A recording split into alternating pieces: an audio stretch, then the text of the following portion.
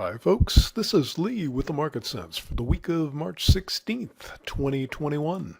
The charts in this presentation come from the Trade Navigator software that's put out by Gettess, and this is a weekly bond market chart. I have been expecting bonds to make a little base here, and it kind of looks like they're trying to, but as they're trying to, they're continuing to move a little bit lower. So that's a little disconcerting. It could mean they're due for another leg down, which would be a little scary.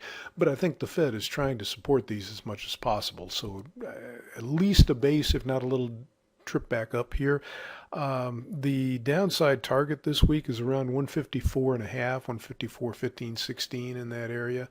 And the best resistance is probably around 158. I'd really like to see them go try the upper moving average. Maybe not this week. That would be 160.16 this week. But it would be nice to see them swing back up and attempt it, because if they hit that upper moving average and then hold it, that would suggest that they're at least going back to test the lows and possibly taking another leg down. That would be sort of the best setup if they could do that.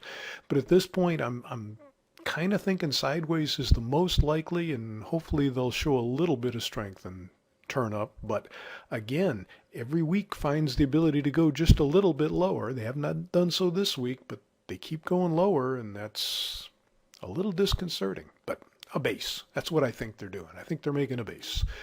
In stocks, well, we're at new all-time highs in the S&P. There's really not much else to say about that. Once you're at new all-time highs, you get a chance to buy them or you do nothing. There's really no alternative. Selling a market at new all-time highs is a great way to lose money. I really didn't think this support up here at 39.26 was awfully close to last week's close, and I really didn't think they could hold it. They kind of have so far. That would be very impressive had they bounced a lot, but they really haven't. The next upside target's around 39.93, and they've stayed well below that. In fact, they've kind of played around and tested a little bit here. So could they break back down to 38.47 or so?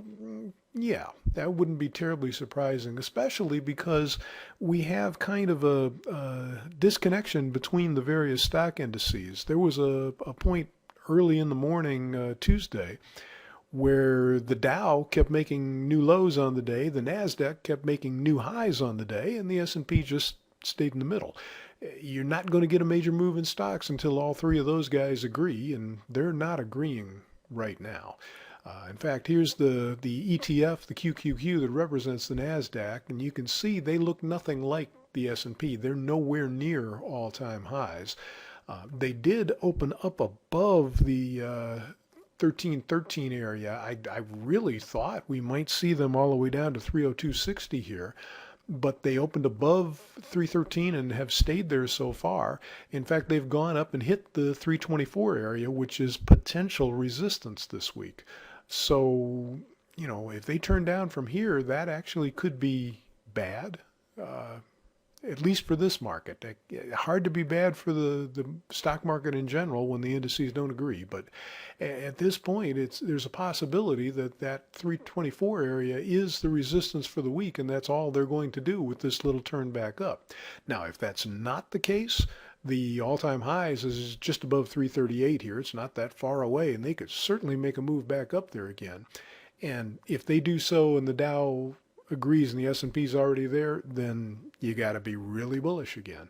But at this point, you got to look to see if that 324 is the resistance and they're not going higher. And if they can't go higher Wednesday morning and play around, have to look to sell them, because they could be down here at 302.60 fairly easily, I believe. So that's what we've got for you today. I hope you can find something profitable to get yourself into. Thanks for checking in to see what we're looking at.